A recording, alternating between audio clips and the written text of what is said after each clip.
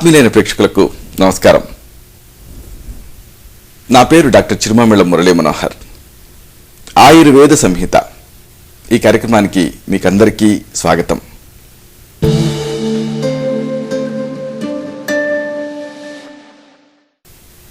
ఈ కార్యక్రమంలో ఒక ముఖ్యమైన విషయాన్ని, ప్రాచీన ఆయుర్వేద రహస్యాల్ని తెలుసుకోబోతున్నారు. ఆకలింపు చేసుకొని ఆచరిస్తే ఈ అంశాలు మీ మొత్తం జీవితాన్ని అనూహ్యంగా మార్చేస్తాయి, సంపూర్ణమైన ఆరోగ్యాన్ని తిరిగి పొందేలా చేస్తాయి.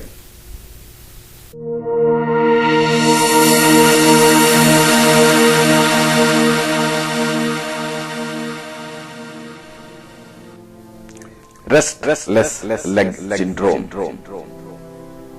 కాళ్ళల్లో అవిశ్రాంతమైన అసౌకర్యం.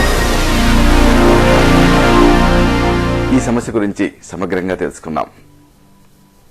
రెస్ట్లెస్ లెగ్ సిండ్రోమ్ అనేది నాడీ వ్యవస్థకు సంబంధించిన ఒక వ్యాధి స్థితి, నర్వస్ సిస్టమ్ డిజార్డర్. ఇది కూర్చోవటం, పడుకోవటం ఇలాంటి విశ్రాంతి సమయాల్లో కాళ్ళల్లో విపరీతమైన అసౌకర్యం కలగటం దీంట్లో కనిపించే ప్రధాన లక్షణం. దీనివల్ల కుదురుగా కూర్చోవాలనిపించదు, కుదురుగా ఉండాలనిపించదు, లేచి అలా ఇలా అటు ఇటు తిరగాలనిపిస్తుంది. తిరిగితే అసౌకర్యం తాత్కాలికంగా తగ్గుతుంది. ఈ సమస్య వల్ల నిద్ర దెబ్బతింటుంది కాబట్టి పగటిపూట దినచర్య గాడి తప్పుతుంది. వాహనాన్ని నడిపించడం కష్టంగా అనిపిస్తుంది. సరే, మరి ఈ వ్యాధిని ఆయుర్వేదం ఎలా చూస్తుంది? ఆయుర్వేద దృక్పథం ఏమిటి? ఇది తెలుసుకుందాం. ఈ రెస్ట్లెస్ లెగ్ సిండ్రోమ్ వ్యాధిని పోలిన వ్యాధిని ఆయుర్వేదం ఖల్లీవాతం అనే పేరుతో వివరించింది. ఖల్లీవాతం అనేటటువంటి వ్యాధిలో పాదాలు, పిక్కలు, తొడలు, చేయి తాలూకు మూల భాగం వీటన్నిటిలో కూడా మెలిపెడుతున్నట్లు బాధ ఉంటుంది, అసౌకర్యం ఉంటుంది అంటుంది చరక సంహిత చికిత్సా స్థానంలో. సరే, మరి ఈ రెస్ట్లెస్ లెగ్ సిండ్రోమ్ వ్యాధితో ఎంతమంది బాధపడుతున్నారు? బాధితుల సంఖ్య ఏమిటి? ఈ వివరాలు తెలుసుకుందాం. ఈ రెస్ట్లెస్ లెగ్ సిండ్రోమ్ సమస్యకు స్త్రీ పురుష భేదం ఉండదు. అంటే మేల్స్ లో ఫిమేల్స్ లో కనిపిస్తూనే ఉంటుంది. ఇది ఎవరిలోనైనా వ్యక్తం కావచ్చు, అలాగే ఏ వయసులోనైనా కనిపించవచ్చు. అంటే ఫలానా వయసులోనే వస్తుందని లేదు. అయితే వయసు పెరిగే కొద్దీ మాత్రం ఈ సమస్య తీవ్రతరం అవుతుంది. సరే, మరి ఈ వ్యాధిని ఎలా గుర్తుపట్టాలి? ఎలాంటి లక్షణాలు, ఎలాంటి చిహ్నాలు ఉంటాయి? ఈ వివరాలు తెలుసుకుందాం. బాధితులు పిక్కలు, అలాగే తొడలు, అలాగే పాదాలు లేదా చేతులు, వీటిల్లో ఒక రకమైన అసౌకర్యపు భావాన్ని వ్యక్తం చేస్తుంటారు. ఇక్కడ అనీజీగా ఉంటుంది డాక్టర్ గారు అంటూ ఉంటారు.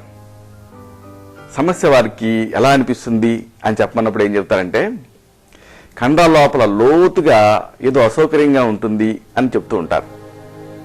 ఇంకా కరెక్ట్గా చెప్పమన్నప్పుడు ఏదో పాకుతున్నట్లు ఉంటుంది అంటారు, ఏదో జారుతున్నట్లు లోపల ఉంటుంది అంటారు, ఎవరో లాగుతున్నట్లుగా ఉంటుంది అంటారు. ఇంకా కొంతమంది అయితే చిన్నగా షాక్ తగిలినట్లుగా, చిన్నపాటి విద్యుత్ ఘాతం తగిలినట్టుగా ఉంటుందంటారు. తిమ్మిరి పట్టినట్లుగా, మంటగా ఉంటున్నట్లుగా, నొప్పిగా, నాదుగా ఒక రకమైన నొప్పి ఉన్నట్లుగా ఇలాగ రకరకాలుగా వర్ణిస్తారు. అయితే మజిల్ పెయిన్ అంటే కండరాల నొప్పి కానీ, లేదా నమ్నెస్ అంటే మొద్దుబాటం కానీ ఇలాంటివి ఉన్నట్లుగా ఎక్కువ మంది చెప్పరు. అసలు ఈ రెస్ట్లెస్ లెగ్ సిండ్రోమ్ ప్రధాన లక్షణాలు ఏమిటి శాస్త్రీయంగా? వీటిని తెలుసుకుందాం. ఈ సమస్య అచేతనమైనటువంటి స్థితితో ప్రారంభమవుతుంది. అంటే మీరు ఇన్యాక్టివ్గా ఉన్నారనుకోండి, కదలికలు లేకుండా, అప్పుడు స్టార్ట్ అవుతుంది. ఎక్కువ సమయం పాటు కదలకుండా ఉన్నారనుకోండి, అప్పుడు ఈ లక్షణాలు నెమ్మదిగా మొదలవుతాయి.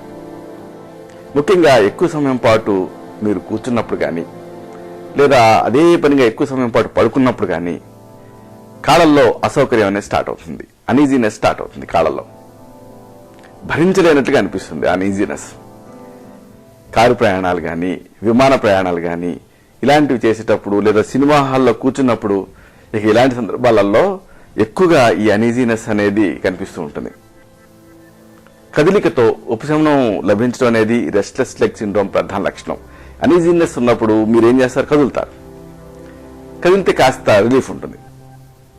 కాళ్ళల్లో అసౌకర్యంగా అనిపిస్తున్నప్పుడు కాళ్ళను సాగదీయటం, పాదాలని లోపలికి బయటికి వంచటం, కాళ్ళను విదిల్చటం, నేల మీద పాదాన్ని బలంగా తాటించటం, వ్యాయామం చేయటం, నడవటం ఇలాంటివి చేశారనుకోండి, అప్పుడు ఈ అసౌకర్యం నుంచి రిలీఫ్ వస్తుంది, ఉపశమనం లభిస్తుంది.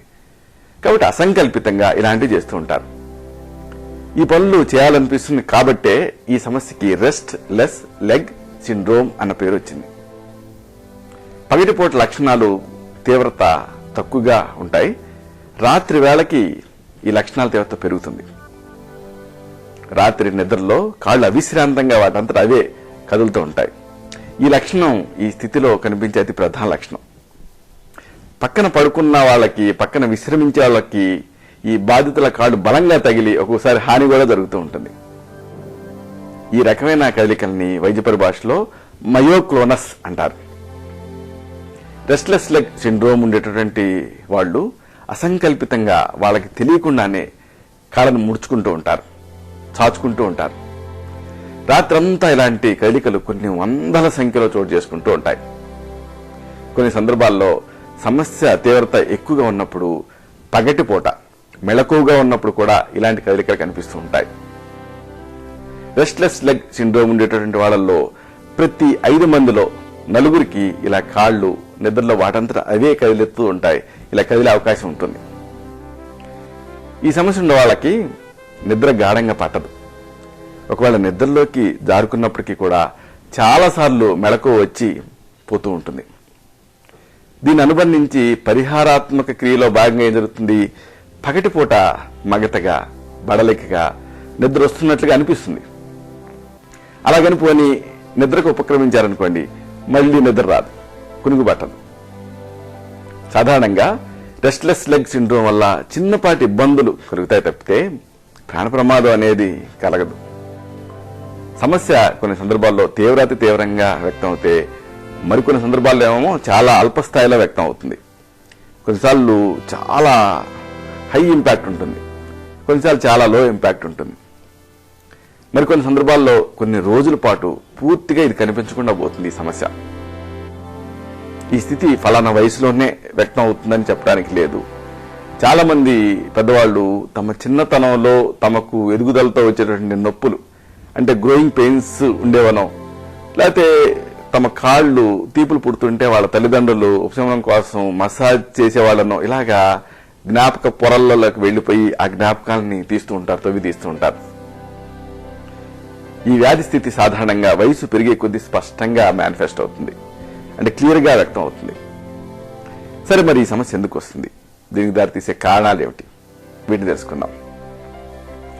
ఈ వ్యాధి స్థితికి దారితీసేటువంటి కారణాలు ఏమిటి అన్నది నిజానికి స్పష్టంగా తెలియవు, ఇంకా పరిశోధనలు జరుగుతున్నాయి. ఇటీవల కాలం వరకు కూడా కాళ్ళకు సంబంధించినటువంటి రక్తనాళాలు, అలాగే నరాలలో అంటే నర్వ్స్ లో ఈ సమస్య ఉండటం వల్ల ఈ వ్యాధి లక్షణాలు వచ్చే అవకాశం ఉంది అని అనుకునేవాడు. అయితే ఈ ప్రతిపాదనలు నిరాధారమైనవిగా తేలాయి. తాజా పరిశోధనలలో ఈ మెదడుకి సంబంధించినటువంటి న్యూరో ట్రాన్స్మిటర్లు అనే పదార్థాల లోపం వల్ల ఈ లక్షణాలు వస్తాయని తేలింది. ఈ రసాయనాలు కండాల కదలికల్ని నియంత్రిస్తూ ఉంటాయి. కేంద్ర నాడీ మండలం ఆధీనంలో ఉండేటటువంటి నరాల వ్యవస్థలో తేడాల వల్ల కూడా ఈ వ్యాధి వచ్చే అవకాశం ఉంది.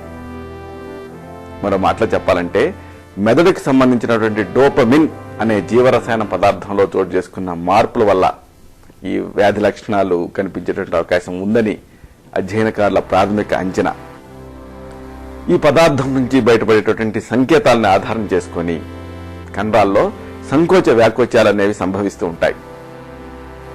ఇక కొన్ని కుటుంబాలలో వంశానుగతంగా ఈ వ్యాధి నడిచే అవకాశం ఉంటుంది. ముఖ్యంగా చిన్న వయసులో వ్యాధి లక్షణాలు కనిపించే వాళ్ళలో ఈ అంశాన్ని ప్రధాన కారణం కింద మనం భావించాలి. కణాల అంతర్గతంగా ఉండేటటువంటి క్రోమోజోముల్లో ఉండే జన్యువుల్లో ఈ వ్యాధికి సంబంధించిన చిహ్నాలు ఉన్నట్లుగా అధ్యయనకారులు వాళ్ళ పరిశీలనలో తేల్చారు. మానసిక ఒత్తిడి, గర్భధారణ, బహిష్టు సమయాల్లో సంభవించేటటువంటి హార్మోన్ల తేడాలు, ఇలాంటివి ఈ వ్యాధి లక్షణాన్ని తీవ్రతరం చేస్తాయి. కొంతమంది మహిళల్లో మొదటిసారి గర్భం ధరించినప్పుడు, అలాగే మలి త్రైమాసికంలో ఈ వ్యాధి లక్షణాలు ఎక్కువగా బయటపడుతూ ఉంటాయి. ప్రసవం తర్వాత, డెలివరీ తర్వాత లక్షణాలు వాటంతట అవే సమసిపోతాయి.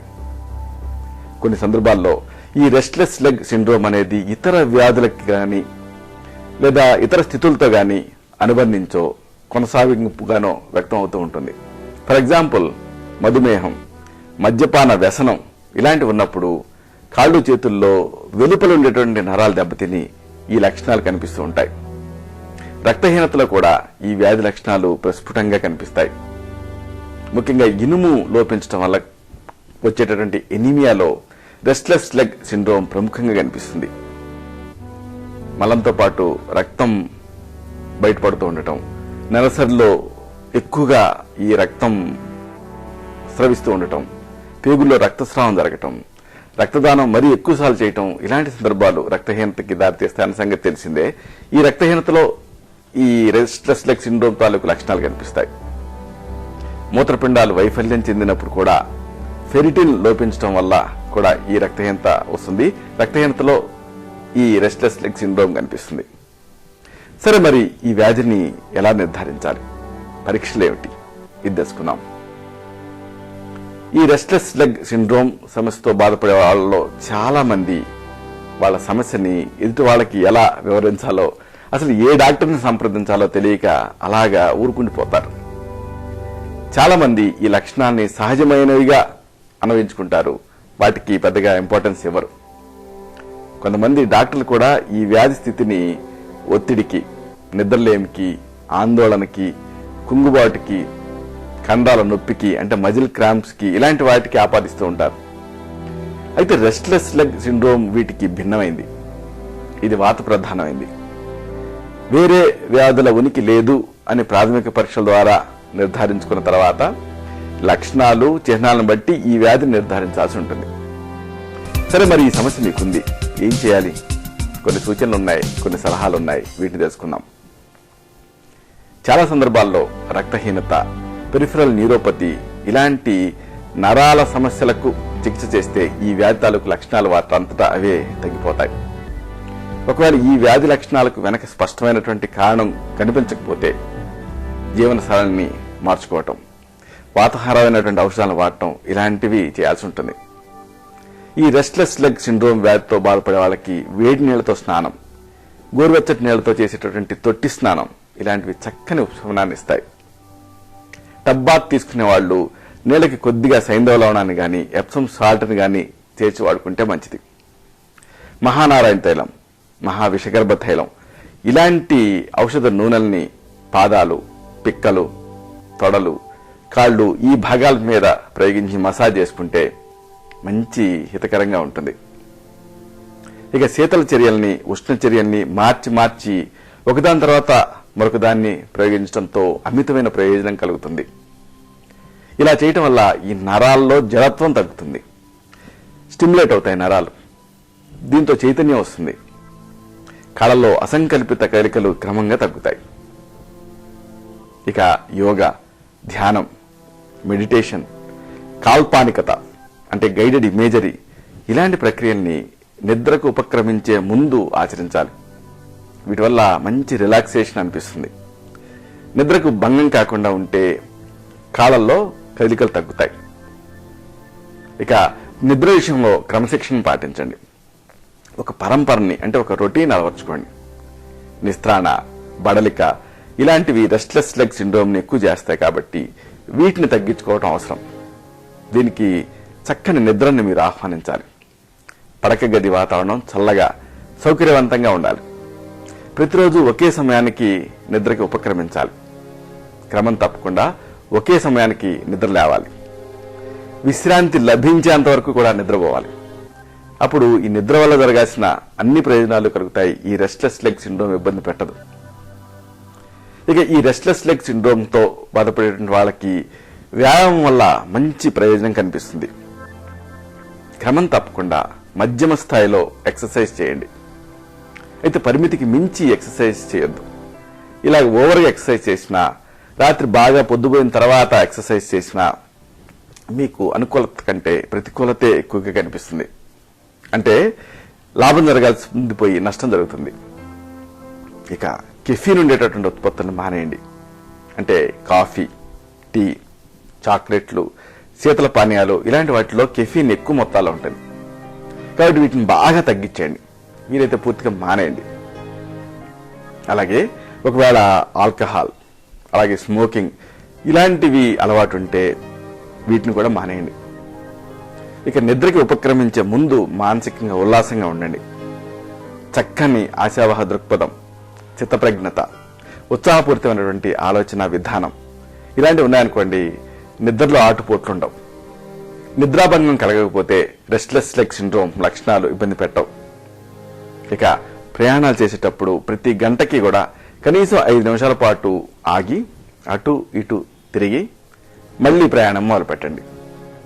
ఆఫీసులో కానీ కర్మాగారాల్లో కానీ కూర్చునే బదులు నిలబడి పనిచేస్తూ ఉండండి. నిద్రను చెడగొట్టేటువంటి అంశాలు ఒక పుస్తకంలో రాసుకోండి. ఇలాంటి వాటి ద్వారా ఈ సమస్య నుంచి మీరు బయటపడవచ్చు. ఇక దీనికి చక్కని ఆయుర్వేద గృహ చికిత్సలు ఉన్నాయి, వీటిని తెలుసుకుందాం. ఈ వ్యాధిలో నువ్వుల నూనె, ఆవు నెయ్యి, జంతు మాంసంతో తయారైన లేపనాన్ని ఉపనాహంగా అంటే కట్టు కింద ప్రయోగించాల్సి ఉంటుంది. అలాగే మరొక చికిత్స చెంగల్వ కోస్ట్, సైంధవ లవణం. ఈ ద్రవ్యాన్ని మెత్తగా నూరి నువ్వుల నూనెతో కలిపి సుకోష్ణంగా మర్దనా చేసుకుంటే మంచి ఫలితం కనిపిస్తుంది. ఇక దీనికి మంచి ఆయుర్వేద మూలిక చికిత్సలు ఉన్నాయి, వీటిని కూడా తెలుసుకుందాం. ఆత్మగుప్త అనే ఔషధిలో డోపమిన్ సహజమైన స్థితిలో ఉంటుంది. దీన్ని సరైనటువంటి అనుపానంతో నిర్ణీత కాలం పాటు వాడితే రెస్ట్లెస్ లెగ్ సిండ్రోమ్ లో అమితమైన ప్రయోజనం కలుగుతుంది. ఇక మరొక మూలిక వైద్యం విషముష్టిని శుద్ధి చేసి వాడాల్సి ఉంటుంది. దీంతో ఈ నరాల వ్యవస్థ సక్రమ స్థితిలో పనిచేస్తుంది. ఇది వాత ప్రధాన ద్రవ్యంగా తయారైనటువంటి మహావాత విధ్వంసం రసం, విష తిందుకు ఇలాంటి ఔషధాన్ని వైద్య సలహా మేరకు వాడుకోవచ్చు. ఇక దీనికి మంచి ఆయుర్వేద ఔషధాలు ఉన్నాయి, వీటిని కూడా తెలుసుకుందాం. ఈ రెస్ట్లెస్ లెగ్ సిండ్రోమ్ సమస్యకు చాలా శక్తివంతమైనటువంటి అనేక ఆయుర్వేద ఔషధాలు ఉన్నాయి. బ్రాహ్మివటి, జటామాంశాది క్వాధం, అశ్వగంధాది లేహ్యం ఇలాంటివి వాడితే రిలాక్సేషన్ వస్తుంది. రిలాక్సేషన్ లభించడంతో పాటు ఈ వ్యాధి లక్షణాలు సమసిపోతాయి. ఇక వాత కులాంతక రసం, స్మృతి సాగర్ రసం ఇలాంటి మూర్ఛల మీద పనిచేసే మందుల్ని ప్రయోగించడం ద్వారా ఈ వ్యాధిని చాలా వరకు అదుపు చేయొచ్చు. ఇక ప్రతాప్ లంకేశ్వర రసం, స్వర్ణ ప్రధానమైనటువంటి లక్ష్మీ విలాస రసం ఇలాంటి వాటిని ప్రయోగిస్తే కూడా చక్కని ఫలితం కనిపిస్తుంది. అయితే ఈ ఔషధాలు పనిచేసే తీరు ఒక్కొక్కళ్ళలో ఒక రకంగా ఉంటుంది. ఎందుకంటే మనందరం ఒకే రకంగా ఉండం. శారీరక మానసిక తత్వాన్ని బట్టి మనలో తేడాలుంటాయి. కాబట్టి ముందు మీ నాడిని చూడాల్సి ఉంటుంది, మీ ప్రకృతిని తెలుసుకోవాల్సి ఉంటుంది. సమస్య స్థాయి, మీ శక్తి వీటన్నిటిని బేరీజ్ వేయాల్సి ఉంటుంది. అలాగే వేరే వ్యాధుల ప్రభావం ఏ మేరకు ఉంది అనేది కూడా చూడాలి. ఆ తర్వాత ఇప్పుడు చెప్పుకునే ఔషధాల్లో మీకు సరిపోయే ఔషధాన్ని మళ్లీ తగిన పత్యాపత్యాలతో, సరైన అనుపాన సహపానాలతో, సరైన మోతాదుని, నిర్ణీతమైన కాల వ్యవధిని నిర్ణయించి సూచించడం జరుగుతుంది. కాబట్టి వచ్చి కలవాల్సి ఉంటుంది. ఇలాగా ఈ రెస్ట్లెస్ లెగ్ సిండ్రోమ్ సమస్యని, దానివల్ల వచ్చే ఇక్కట్టని సంపూర్ణంగా, సునాయాసంగా, నిశ్శేషంగా, నిస్సంశయంగా జయించవచ్చు.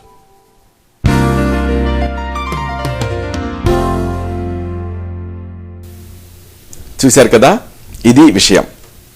ఈ కార్యక్రమం మీకు ఉపయోగపడిందని, ఉపయోగపడుతుందని ఆశిస్తాను. అలాగే ఇందులోని విషయాల మీద మీకు అవగాహన పెరిగిందని భావిస్తాను. దీనిలోని విషయాలు నలుగురికి చేరేలాగా, 10 మందికి ఉపయోగపడేలా మీ వంతు సహాయం మీరు చేయండి.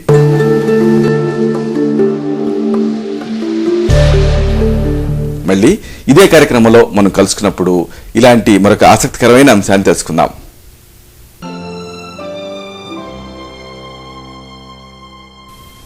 శతం జీవ శరదో వర్ధమానః, శతం హేమంతాన్ శతం వసంతాన్. 100 శరత్తులు, 100 హేమంతాలు, 100 వసంతాలు వర్ధిల్లుతూ జీవించండి.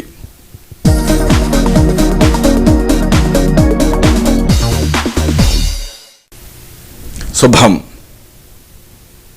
డాక్టర్ చిరుమాముల మురళీ మనోహర్, ఎండి, ఆయుర్వేదం, రక్ష ఆయుర్వేదిక్ సెంటర్, సార్ది studios road, opposite state home, Ameerpet, Hyderabad 73. Phone 9177445454.